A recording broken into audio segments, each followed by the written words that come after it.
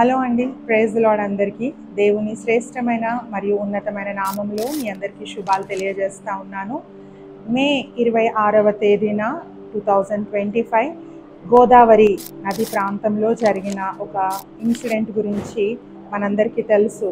ప్రియ సహోదరి సహోదరుడా, అక్కడ 14 నుండి 18 సంవత్సరాల యవన బిడ్డలు అక్కడ స్నానం చేయడానికి వెళ్ళి సెల్ఫీ దిగడానికి వెళ్ళి తమ ప్రాణాలు కోల్పోయారు. ఆ యొక్క ఇన్సిడెంట్ని టీవీలో చూస్తూ ఉంటే ఎంతో బాధాకరమైన సంఘటన, ఎంతో దుఃఖకరమైన సంఘటన. ప్రియ సహోదరి సహోదరుడా, అనుకోని సంఘటన జరిగినప్పుడు అక్కడున్న ప్రాంతవాసులు కానీ తల్లిదండ్రులు కానీ ఎంతో దుఃఖానికి గురైనట్టుగా మనము చూస్తూ ఉన్నాము. సో ఈ సంఘటన జరిగిన ప్రాంతం ఎక్కడంటే శ్రీలంక అనే గ్రామంలో. అక్కడ ఒక చిన్న ఫంక్షన్కి వాళ్ళు వెళ్ళారు. అక్కడ నుంచి ఫ్రెండ్స్ అంతా కలిసి ఒక సెల్ఫీ వీడియో తీసుకుందామని సరదాగా ఆ యొక్క గోదావరి నది ప్రాంతాన్ని గడుపుదామని వెళ్ళిన యవన బిడ్డలు 8 మంది ప్రాణాలు కోల్పోయారు. ప్రియ సహోదరి సహోదరుడు, ఇది ఎంతో చేదు సంఘటన, ఎంతో బాధాకరమైన సంఘటన. యవన బిడ్డలు ప్రాణాలు కోల్పోవడం అనేది చాలా బాధాకరమైన సంఘటన. అక్కడ చూస్తే 2 యవనస్తులు ఒకే కుటుంబానికి చెందినవారు. తల్లిదండ్రులకు ఉన్న 2 కుమారులు కూడా చనిపోతే ఆ దుఃఖము వర్ణనాతీతం అండి. ఆ బాధను వర్ణించలేము. సో ఈ యొక్క 8 మంది యవనస్తుల్లో నితీష్ అనే ఒక యవనస్తుడు తన తండ్రికి చెప్పాడంట, నేను రీసెంట్గా షార్ట్ ఫిలిం తీశాను నాన్న, రాబో దినాల్లో నేను యుఎస్కి కూడా వెళ్తాను, నేను చాలా డబ్బులు సంపాదిస్తాను, మిమ్మల్ని చక్కగా చూసుకుంటానని తండ్రితో ఒక మాట చెప్పాడంట అండి. ఇప్పుడు ఆ కుమారుడు ఈ లోకంలో లేడు. ఆ కుమారుని తండ్రి ఎంతగానో విలపిస్తూ ఉన్నాడు, ఎంతగానో దుఃఖిస్తూ ఉన్నాడు. చక్కగా ఎదిగిన కుమారుడు, యవనస్తుడు, రేపటి కాలంలో మమ్మల్ని పోషిస్తాడు, మమ్మల్ని బలపరుస్తాడు అనుకున్న కుమారుడు కంటి ముందే చనిపోవడం వల్ల ఆ యొక్క తండ్రి ఎంతగానో దుఃఖిస్తూ ఉన్నాడు, గుండె పగిలి ఏడుస్తూ ఉన్నాడు. ఆ తల్లిదండ్రుల ప్రేమను, ఆ తల్లిదండ్రుల బాధను వర్ణనాతీతమండి. నిజంగా ప్రియ యవన తమ్ముడా, యవన చెల్లి, ఈరోజు పరిశుద్ధాత్మ దేవుడు కొన్ని విషయాలు మనతో మాట్లాడుతూ ఉన్నాడు.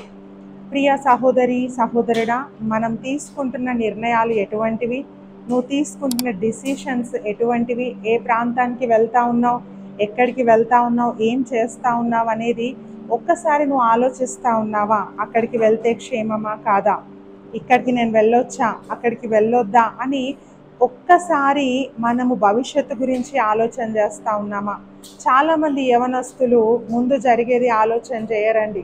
ఆలోచన వచ్చిందా అలా వెళ్ళిపోవాలా, అలా చేసేయాలనుకుంటారు. కానీ తర్వాత దాని పరిణామము, దాని ద్వారా వచ్చే ప్రాబ్లమ్స్ని ఎదుర్కోవడము చాలా కష్టకరము. మనం తీసుకునే నిర్ణయాలు మనం సంతోషంగా ఉండాలా, మనల్ని కన్న తల్లిదండ్రులను సంతోషపెట్టాలి, సమాజానికి కూడా సంతోషాన్ని ఇచ్చే విధంగా మన డిసిషన్స్ ఉండాలి, మన నిర్ణయాలు ఉండాలి. ఇక్కడ చూస్తే యవన బిడ్డలు అలా వెళ్ళి ప్రాణాలు కోల్పోవడము తమ తల్లిదండ్రులకు, సమాజానికి ఎంతో దుఃఖాన్ని మిగిలిస్తూ ఉన్నాయండి.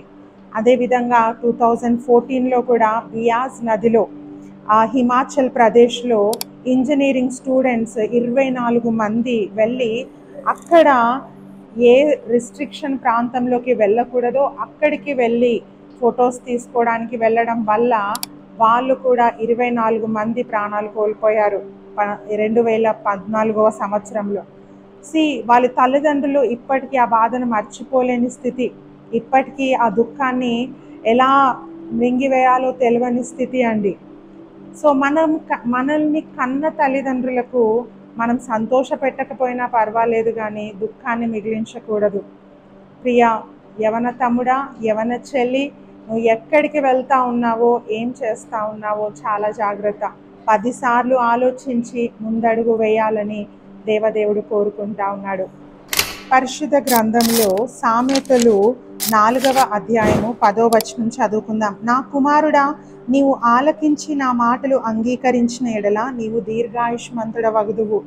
ఎప్పుడైతే మనం మాట వింటామో అండి, తల్లిదండ్రుల మాట కానీ ఇన్స్ట్రక్షన్స్ కానీ, ఎక్కడికన్నా వెళ్ళినప్పుడు మనకి ఏదైనా ఇన్స్ట్రక్షన్ ఇవ్వబడినప్పుడు ఇంతకంటే ముందు వెళ్ళకూడదు, ఈ ప్రాంతంలో స్లోగా డ్రైవ్ చేయాలి అని ఎప్పుడైతే మనకు కట్టుదిట్టాలు పెడతారో, నిబంధనలు పెడతారో, ఆ నిబంధనలు మనం పాటించినప్పుడే మనము దీర్ఘాయుష్మంతులం అవుతామని వాక్యం చెప్తా ఉంది. ఒకవేళ మనము దేవుని మాటను ధిక్కరిస్తే, మన తల్లిదండ్రుల మాటను ధిక్కరిస్తే, మనము ఇన్స్ట్రక్షన్ ఫాలో కాకపోతే ఎన్నో సమస్యలు మనం ఎదుర్కోవాల్సి వస్తుంది. సో దయచేసి ఇన్స్ట్రక్షన్స్ ఫాలో కండి. కొంతమంది యవనస్తులు ఉంటారు, అలా చేయకపోతే ఏం జరుగుతుంది చూద్దాంలే అనుకుంటారు, ట్రయల్స్ చేస్తూ ఉంటారు. కానీ ఆ ట్రయల్స్లో ప్రాణాన్ని కోల్పోయిన వారు చాలామంది ఉన్నారండి. సో బీ కేర్ఫుల్ ప్రియా సహోదరి సహోదరుడా, నీ ప్రాణము ఎంతో విలువైనది. నువ్వు దేవునికి ఎంతో విలువైన వ్యక్తివి. దేవుడు నిన్ను ఒక ఉన్నతమైన ప్రణాళికతో సృష్టించాడు కాబట్టి నువ్వు జాగ్రత్తగా ముందడుగు వేయాలి. నువ్వు దీర్ఘాయుష్మంతుడుగా ఉండాలి అంటే దేవుని వాక్యం చెప్తా ఉంది, నువ్వు ఆయన మాట వినాలి, దేవుని మాట వినాలి, ఇన్స్ట్రక్షన్స్ని తీసుకోవాలి, కేర్ఫుల్గా మనం ఉండాలి.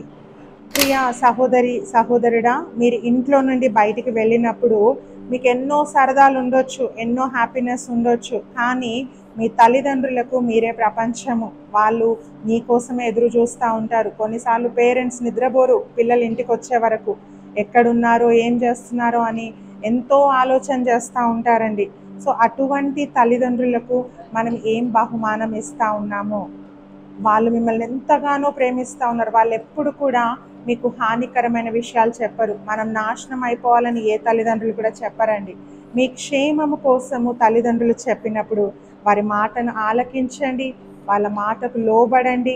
దేవుడు మిమ్మల్ని దీవిస్తాడు. మీరు దీర్ఘాయుష్మంతులుగా భూమి మీద ఉంటారని దేవుని వాక్యం చెప్తా ఉంది. ఒకసారి వాక్యం చదువుకుందాం.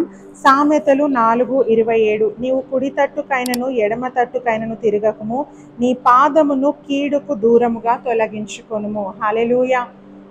వాక్యం చెప్తా ఉంది, నీ పాదాన్ని కీడు నుండి దూరముగా తొలగించుకో.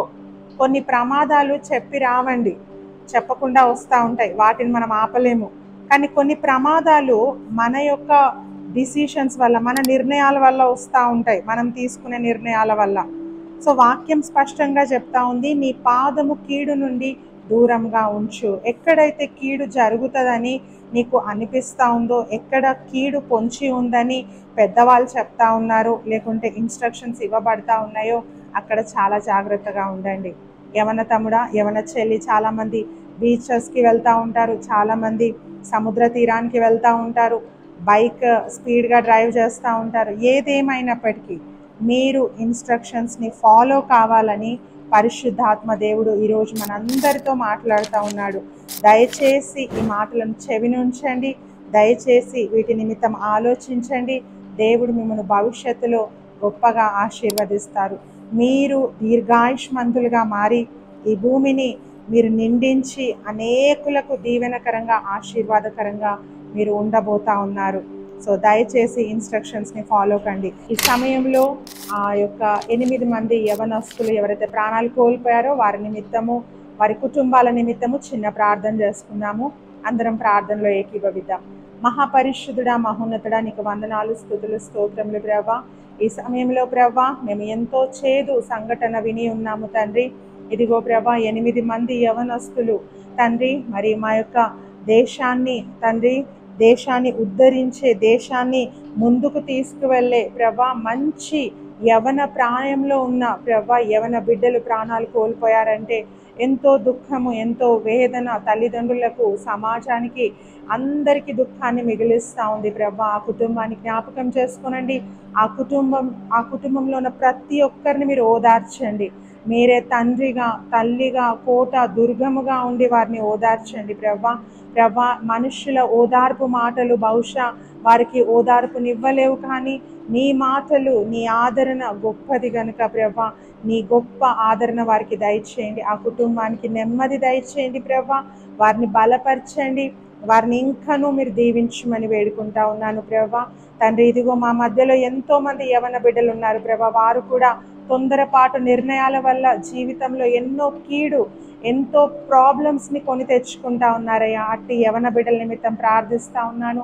వారందరూ కూడా ప్రభా తండ్రి బలవంతుని చేతిలో బాణముల వంటి వారని తెలుసుకొని ప్రభా నీకు విధేయత చూపించి, తల్లిదండ్రులకు విధేయత చూపించి, ఇన్స్ట్రక్షన్స్ని ఫాలో అయ్యి ప్రభా ఈ దేశంలో, ఈ వారున్న ప్రాంతంలో అనేకులకు బ్లెస్సింగ్గా వారిని నిలబెట్టుకోనండి ప్రభా. వారి ఆలోచనలకు ప్రభా మీ తలంపులను కావలిగా ఉంచండి.